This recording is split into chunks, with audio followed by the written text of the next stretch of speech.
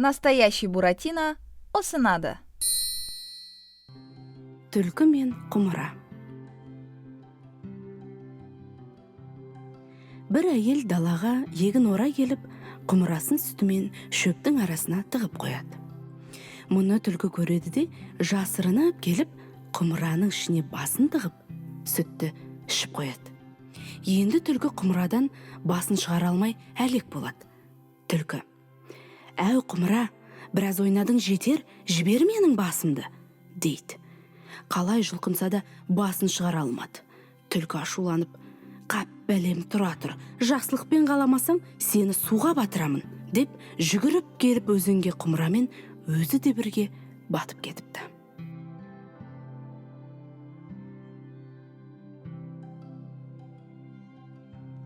Соңы.